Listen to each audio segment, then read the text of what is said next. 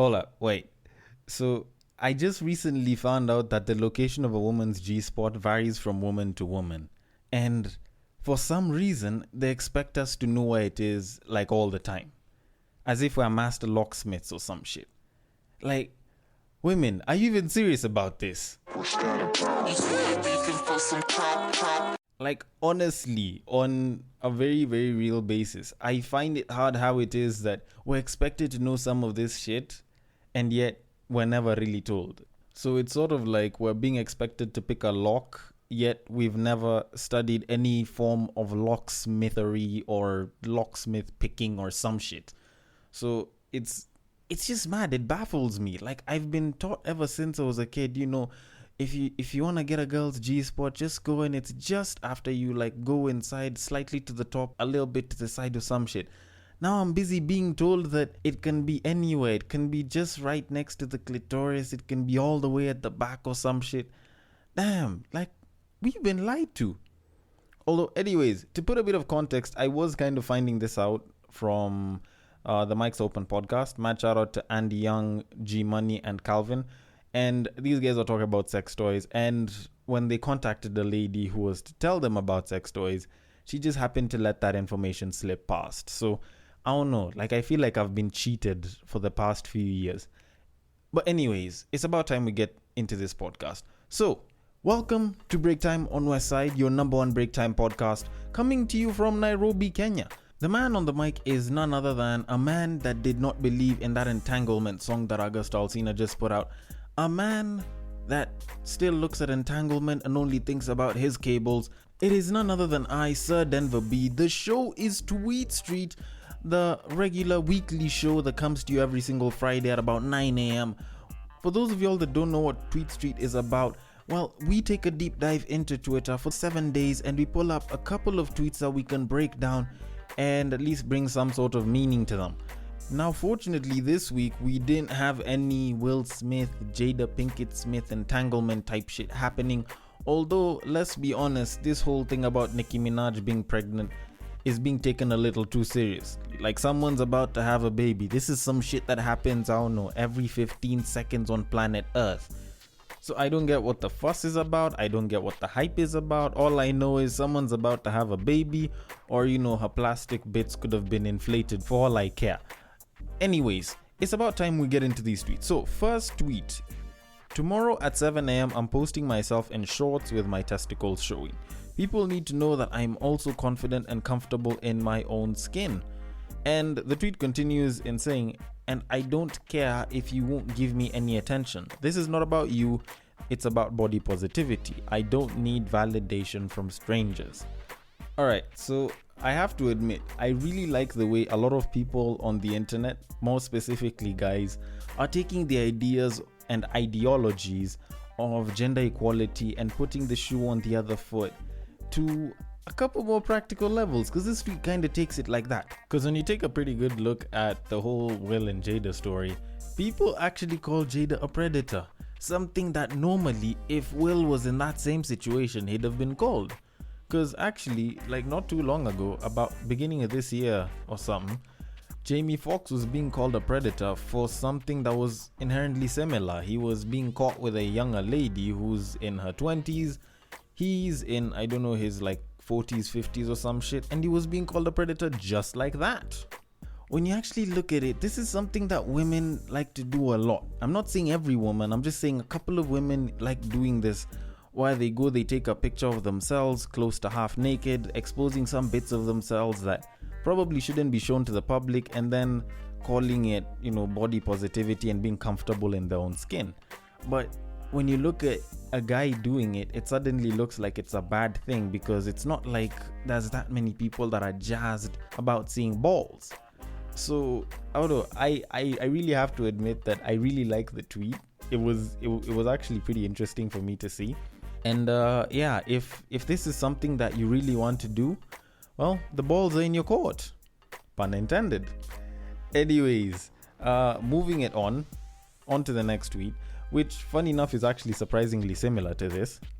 Fact, we don't have real feminists in Kenya. What we have are bitter women who have made bad virginal decisions at their early lives, hated men for that, and are trying to drag young girls into their mess of single lives and lesbianism. Okay, how do I put this? Alright, I have a couple of thoughts on this. So, one, I don't think it's we don't have real feminists in Kenya type of issue. I think this is a global one. We don't have real feminists in the world. Like, there's very few of them that are actually real feminists. Most of them, yes, are bitter women. Most of them have made bad decisions in their lives, and most of them have gone through some bad circumstances at the hands of men, thus putting them in such a position to do so. Does that make it justifiably good or okay? No, but we understand that you might have gone through something, and you probably do need to understand that and go for some level of counseling, or just move on from that shit, instead of going to propagate your hate on men and, you know, like the internet and shit. Like, the internet's supposed to be a much nicer place than this. Then secondly, I personally don't see anything wrong with lesbians or lesbianism, because honestly speaking, I have a couple of lesbian friends here and there, and I can probably say this without a shred of doubt. A woman's desire for pussy does not mean that she hates men, period. Like, I don't see how it is that that correlates. Yes, while there are some lesbians that do have a deep-rooted hate for men, and, you know, you can go back and forth on the reasons why they're lesbian based on such things, you can't really conclude that for every single lesbian. While there are some lesbians that, of course, became lesbian because of some of the bad situations that they were in involving men, or a certain stage or parts of their life, or even huge portions of their life being affected by men in a harmful way, you can't really conclude that for every single lesbian. There's a lot of lesbians that just, you know, like women, not necessarily because they were mistreated by men or because they had a bad experience with men. So I would probably discredit that. But that being said, I do mostly agree with your statement. A lot of the so-called feminists that we have are fairly extreme people that just talk shit and talk down on men and want to uplift the women. And it's not like they're really fighting for equality. They just want female privilege, and for some of them, you know, they just want to complain about the patriarchy, whatever the fuck that is, because I honestly do not know what patriarchy exists as of right now. Anyways, on to the next tweet. So, when someone is telling you a story about themselves, stop bringing your own story in it to show them how yours was worse than theirs. Learn to listen. Okay, I think this one goes back to something that I sort of heard not too long ago from a famous psychologist. He's called Jordan Peterson, and he was trying to define what a good friend is. And normally you'll find that you have mostly two types of friends whenever it comes to such a situation. And you will tell one friend that, you know what, I got into an accident and I fractured my arm, so I'm healing up, but it was really painful. And that one friend will probably say that, you know what, that's bad, but, you know, like a year ago, there was this time when I broke my leg and it was so bad and I couldn't even walk. I could barely even leave the house. Hell, they even had to bring me food in my bedroom, blah, blah, blah. While there's another friend who will sit and just listen to you speak, or, you know, even though you aren't speaking that much, will actually come in and be like, you know what, I'm so sorry for what it is that you're going through. I know it's bad and I really feel for you, blah, blah, blah. Like, they'll pretty much be very empathetic and they'll try to be, you know, all nice with you. And the underlying difference is, one genuinely cares about you and the other one probably cares about you but mostly cares about themselves and, you know, making shit about them. Now, the thing is, when you're trying to have good friends, you know, when you're choosing your friends, even when you're picking them, it's advisable to go for the one that will actually listen to you. Although, let's be completely honest, that's not the easiest thing for everyone to do. It's probably the most advisable thing, because those are the people that genuinely do listen to you and do genuinely care. The ability of a friend to actually sit down and listen to you openly and most times without judgment is something that's probably one of the most admirable qualities of a good friend. But let's be completely honest, it's not like everyone can do that. It's not like there's that many people that can be really good friends in that way. So, you know what? As long as you can get yourself a few good friends like that, you should be good. For the most part, there's a bunch of people that don't give a shit. Anyways, next tweet. So, I once simulated my demise to test my close circle. Took leave at work and told them I lost my job. Moved in with my brother and told them my house was auctioned by the bank. Took my car for repairs and told them it was repossessed. My so-called fiancé was the first to leave. Then some family members followed, then friends one by one. That's when I painfully realized I am all I've got and absolutely no one would save me. I ruthlessly and selfishly always put myself first because no one would pick me up from my fall. Do the same. Okay, how would I put this in a very nice way? Well, that's the truth. You're all you've got. And as much as you said you're all you've got, let's not forget your brother actually managed to house you when things got shitty. But I won't lie, it's a very simple test to find out. It's just that I don't think you probably should have been doing such quote unquote tests on people, because it almost feels like you're questioning their level of trust, which might not be bad, but some people might misconstrue your intentions. That being said, I won't lie, like, to test someone's loyalty, it's been said over the years, you will never know who it is that's loyal to you up until when things get shit. You will never know who your true friends are, who your true partners are, up until things become shit. And it's something that just happens to unfold each and every day on this planet. Because how many times will you see a certain person's wife murdering their husband or speeding up their death simply because they want to get a hold of the fortune? How many times will you hear of a husband mistreating the wife because she's sick and in some ways has outlived their use to them? Or at least that's what they might be thinking. It's a common thing that you see happening, because it doesn't even have to be, losing everything. You can just start from losing some of the things that probably give you a certain level of status and reputation. And then you'll just watch people folding away.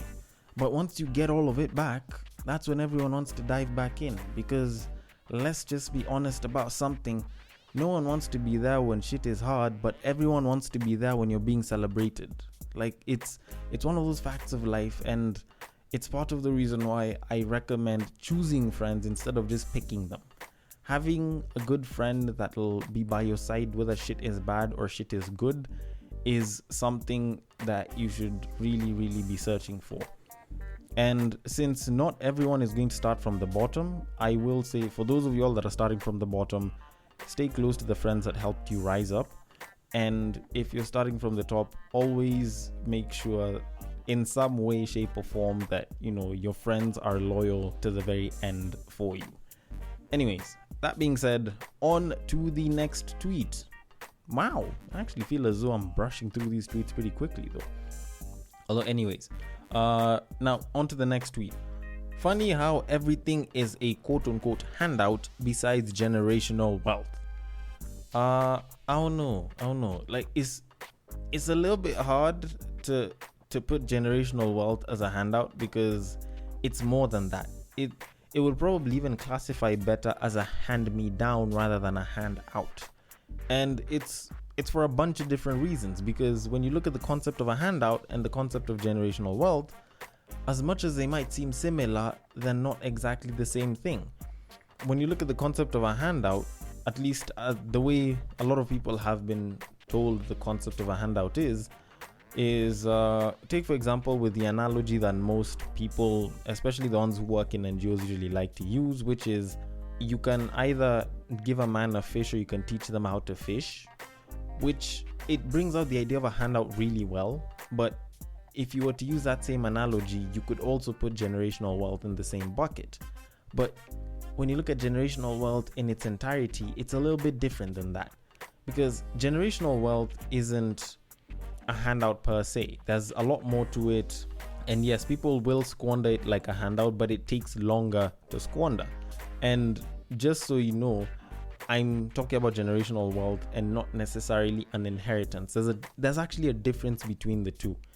Now, when you look at the concept of a handout and generational wealth, it's sort of like if you want to have a small logistics company, like say you want to start a small delivery business, and you go to your parents because you need some help and you're very young, and say you have close to zero capital. You already have the business ready and everything. You already have the client. Now, generational wealth would mean that they'll give you an old car so that you can start using, and you can, pick up business and then eventually go and buy a newer car or newer bikes, newer vehicles, bring in assistance and grow. Now, a handout would be your parents will give you money, or they'll buy you a car and they'll even get you an assistant or two, and then you just go straight to business. Now, the difference between the two is, on one side, you just got a slight push and you have to pick it up from there. But on the other side, it's like they went and they covered everything for you, and they just, told you, you know what, here's everything. We've taken care of all the hard work for you. You get to move. And that's where a lot of people get it wrong, because even when it comes to generational wealth, even when it comes to so-called balling, like there's levels to the way you play the game. Because the way you play the game when you're a rich person and the way you play the game when you're not a rich person are two very different ways. And most people might never really understand the difference, mostly because they might never really get to that level. So when you look at generational wealth, there's also more that you get besides just an inheritance of property and material possessions. There's things such as reputation. There's things such as the family name that can carry you. There's the status that you start with and can sort of move up from. And there's also other qualities that you'll get which are probably really, really essential when it comes to top level business and top level corporate leadership, politics, and so on, such as disagreeableness and entitlement, which the not so rich, or at least the poorer person, might not be able to instill in their kids because their ball game is different. They're worried about survival and making it through the next day and making sure that they can get through the next month. Their ball game is entirely different. So it's very hard to say that generational wealth is a handout, because, well, in that case, then that would mean that, they just have it easy, which they don't. That being said, it doesn't mean that people have always treated generational wealth properly or that it always thrives. It's actually been said that 80% of all generational wealth is usually lost by the third generation. And yes, it does seem like a handout, but you will see that it is harder to lose as opposed to something like an inheritance, which, to be completely honest, an inheritance and generational wealth are two different things. They are two entirely different concepts. An inheritance can just be money alone, which can be squandered and finished. But when you look at wealth, it's beyond money. There's property that you'll have, there's things that will accrue in value.